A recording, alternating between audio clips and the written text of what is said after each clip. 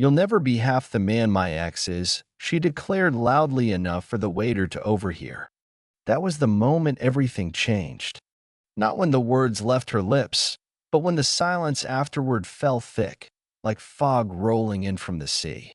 I felt the weight of it, cold, unyielding. Forks hovered. Wine glasses froze midair, as though the universe itself held its breath. I didn't react, not yet. I didn't have to. I could feel it, the weight of her words, heavy with the cruelty of someone who believed they'd won.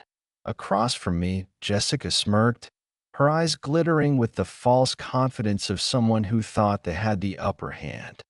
It was our anniversary, 15 years since we met, 12 since we married.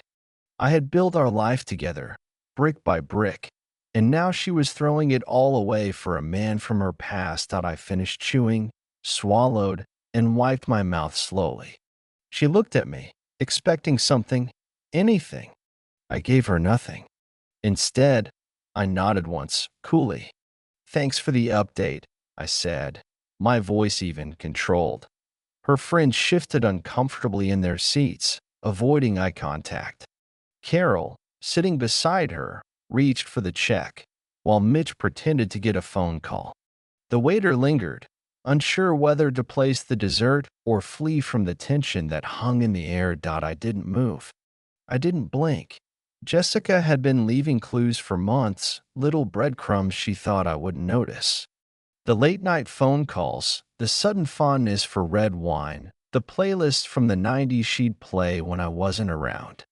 The final clue came when I found the necklace, the one her ex had given her years ago. She'd claimed she sold it during a rough patch, but there it was, gleaming against her neck, as if to say, "I miss him." I wasn't surprised. I had already known. I'd been watching, waiting for the right moment. 2 months earlier, I hired a digital forensics firm. Quietly, nothing flashy. I'd seen the signs and prepared for this.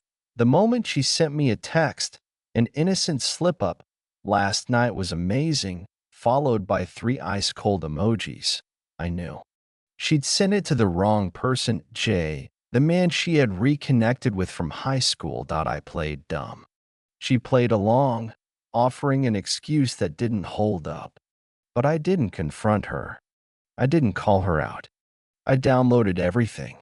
Every photo, every note, every backup on her phone was mirrored to a secure cloud folder she didn't know existed. The night of the dinner, the final showdown, Jessica thought she was playing the game.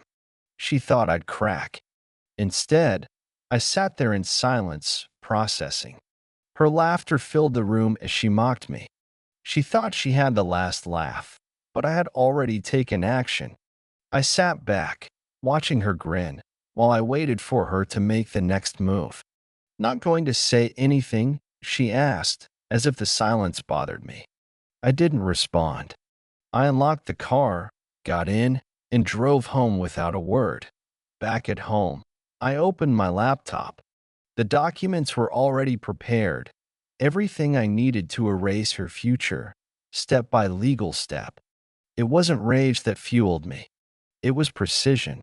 I had made sure every transaction, every text, every piece of evidence was logged, time-stamped, ready to be used. Pre-anniversary revisions, I titled the file before hitting send. There was no satisfaction in it, just a cold sense of finality. The texts came in fast and furious, Jessica calling, her friends laughing at my expense, mocking me for not fighting for her. But I wasn't fighting. I was documenting. She thought she could humiliate me, but in her arrogance, she had given me everything I needed. Her betrayal wasn't just an affair. It was a public humiliation. I knew what came next. I had already consulted with my attorney. By the time she started her nightly routine, posting pictures, sending texts, I was preparing the paperwork for her downfall. I filed the necessary documents, ensuring the house she thought she co-owned was now under reassessment. I moved quickly. The joint accounts were frozen, and the legal machinery began to churn. By the time she realized what had happened, it was too late. The next morning, the calls started. Missed calls, frantic texts, her sister calling, asking what happened. Did you freeze the account? What did you do? She didn't understand. No one did. I watched her panic, all the while sipping my coffee calmly, knowing the end was near. I had already set everything in motion. Jessica tried to reach me, but I didn't respond. She thought she could wear me down, manipulate me into a confession or fight. But I was done. The evidence was clear, irrefutable. She had humiliated me, but now it was my turn. I watched her scramble. She sent a desperate text. We need to talk. I don't understand what's happening. I didn't respond. Instead, I uploaded everything, the pictures, the bank transactions, the text logs, to the cloud, ensuring everything was accessible when the time came. Jessica thought she could call the shots. She thought she had the power, but I had planned for every move. By the time she showed up at the house, the locks had been changed, the furniture replaced. The life she thought she still owned was gone. She knocked, then pounded, then screamed, but there was no answer. She was locked out, outside the life she thought was still hers. Her ex, Jay, wasn't there. Neither was I. And when she finally realized what had happened, it was too late. The final blow came in a sealed envelope, documents proving everything. The trust had been restructured. The house was no longer hers, and everything was sealed. I watched as she opened the envelope, realizing that the life she thought she could humiliate me with was gone. There was no grand confrontation, no emotional outburst, just the sound of silence. And as I walked away, leaving her to process her betrayal, I knew I had one. Sometimes, revenge isn't loud. It doesn't require screaming or dramatic gestures. Sometimes, it's just silence, a quiet recalibration of power. And in that silence, I had already reclaimed everything she thought she had taken.